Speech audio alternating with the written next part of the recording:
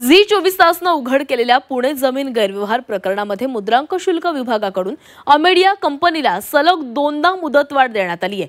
Amadea company 4 डिसेंबरला मुद्रांक शुल्क विभागाच्या अधिकाऱ्यांसमोर आपली बाजू मांडणार आहे। अमेडिया कंपनीने 15 दिवसांची मुदत मागितलेली होती आणि त्यावर मुद्रांक शुल्क विभागाने मुदतवाढ दिलेली आहे। या प्रकरणामध्ये अमेडिया कंपनी आणि तिचा भागीदार दिग्विजय पाटील याच्यावर ठपका ठेवण्यात आलेला आहे।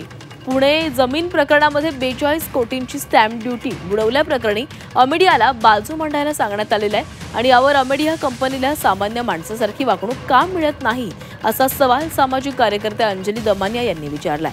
एरवी कोणतेही प्रकरण असल्यावर सरकारला जाब विचारणाऱ्या सुप्रिया सुळे या प्रकरणावर मात्र सावध भूमिका घेताना दिसल्या, तर महसूल मंत्री चंद्रशेखर बावनकुळे यांनी या प्रकरणामध्ये अमेडिया कंपनीला दिलेल्या मुदतवाढीचे समर्थन केले।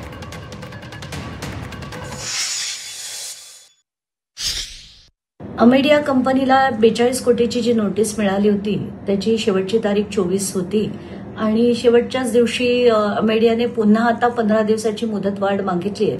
त्याचं हिअरिंग होणार आहे, तर मला विनंती करायची या सगळ्या डिपार्टमेंट्सला की तुम्ही जसं सामान्य माणसाला वागवता तसंच या कंपनीला, मग ती अजित पवारची असली तरी सुद्धा सामान्य माणसांना जसं वागवता तसंच या कंपनीला वागवा आणि मुदतवाढ ही कुठच्याही प्रकारची देऊ नये अशी कळकळीची विनंती। जर कायदा हा सगळ्यांना समान असतो तर तो समान आहे असं दाखवा।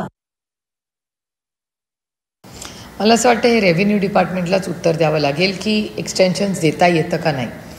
माझं म्हणणं आहे की 30 दिवसाचा कालावधी आहे, त्यातले कदाचित 10-1 दिवस झाले असतील आतापर्यंत। तो सगळा रिपोर्ट 30 दिवसात येईल, त्याच्यामुळे मला असं वाटतं 30 दिवसासाठी आपण वाट बघावी, कारण जे काही रिपोर्ट येईल त्याच्यातूनच नक्की आपल्याला कळेल की काय झालंय आणि काय नाही झालंय।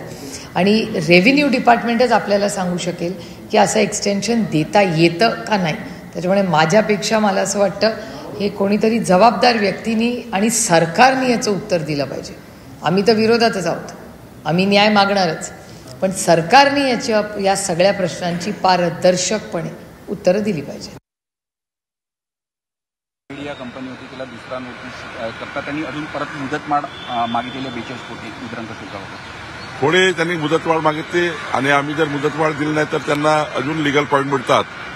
एक वेळा आम्ही मुदतवाढ दिली आहे, पुन्हा काही मुदतवाढ देणे काही योग्य होणार नाही, त्यांना नियमाप्रमाणे जावं लागेल।